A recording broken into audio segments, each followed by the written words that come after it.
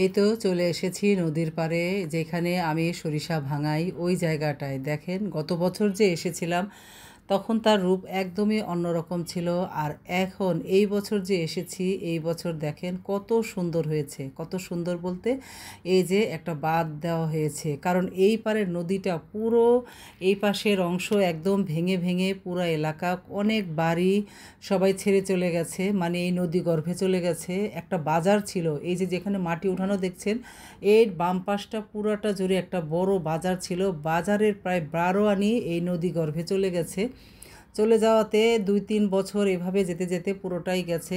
এখন এই বছর এটাকে বাদ দেওয়া হয়েছে, বাদ দিয়ে এই যে এখানে সিঁড়ি করে দেওয়া হয়েছে। মানে এত সুন্দর, আসলে নদীর কয়েক যুগ দেখা যায় এক পার ভাঙে আবার আরেক পার ভাঙে। এটা দিয়ে তো আমরা গানই শুনেছি, নদীর এই কুল ভাঙে তো ওই কুল গড়ে, এইরকমই জাস্ট এই জিনিসটাই আমাদের এই নদীর পাড়টা এরকম হয়েছে। ওই পাশেও কিন্তু এর আগে ভেঙেছিল, এখন ওই পাশটা পুরা চর হয়ে মানুষ বসতি শুরু করে দিয়েছে, আবার এই পাশটা ভাঙা শুরু হয়েছে। কিন্তু ভাঙার পরে এই যে দেখেন সবাই পানি নিচ্ছে, গোসল, পানিটা এত টলটলা, এত পরিষ্কার। এই দেখেন নিচের যে ছোট ছোট মাছগুলা আছে সেগুলা দেখা যায়, এত পানি পরিষ্কার। নিচের যে শ্যাওলা, বড় বড় শ্যাওলাগুলা, গাছগুলা একদম নিচ ভর্তি, পুরাটা দেখা যায়। এমন ঠান্ডা, আমরা সবাই গোসল করছিলাম এটার ভিতরে। মানে এত শান্তি লাগছিল। বাহিরে এত রোদ ছিল, গরম, কিন্তু এই পানিতে গোসল করার সাথে সাথে শরীরটা একদম শীত, মানে ঠান্ডা হয়ে মনে হয় ফ্রিজ সিট হয়ে গেল, মানে এইরকম ঠান্ডা হয়েছিল শরীরটা। শান্তি আর শান্তি, আলহামদুলিল্লাহ, এত ভালো লেগেছিল।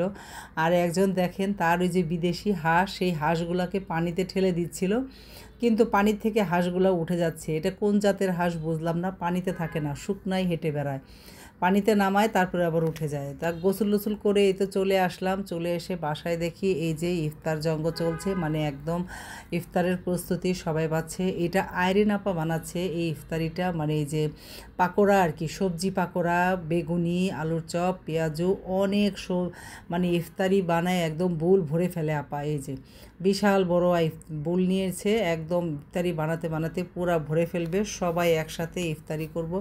এই সময়টা দেখা যায় সবাই ইফতারি মানে রেডি করতেই মানে ব্যস্ত সবাই, বাসায় লোক ভরা, অনেক মানুষ, এর জন্য ইফতারিও হয় সেই রকমভাবে অনেক বানানো হয়। তো আপার যে এই যে ছোলা ভুনাটা এত সুন্দর হয়, মানে এত মজার হয় ছোলা ভুনাটা, আমার কাছে যে কয়দিনই খেয়েছি এত ভালো লাগছে। আর এই যে পাকোড়াটাও অনেক মজার হয়। আপা জানি আরেকটা কি ভাজতেছিলেন ডিম দিয়ে, সেই পাকোড়াটাও অনেক মজা হয়েছে, মানে এত ভালো লাগছে যে বলার মতো না। সবগুলো জিনিসই খুবই সুন্দর হয়েছিল। আর এই যে ইফতারি তো একদিন করেছিলাম এই বাসায়, বা দুদিন দুদিন করেছি।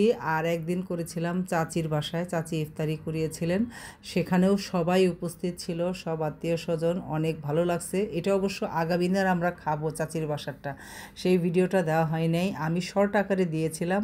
আর এই যে দেখেন সালাদ, অনেক সালাদ কাটা হয়, সবাই একসাথে সবাই মিলে ইফতারি খাবো। আর তরমুজটা এত মিষ্টি ছিল, অনেক সুন্দর। এই যে সবাই আমরা এখন বসে পড়েছি, ইফতারি করব, রেডি, আজান দেওয়ার মুখে।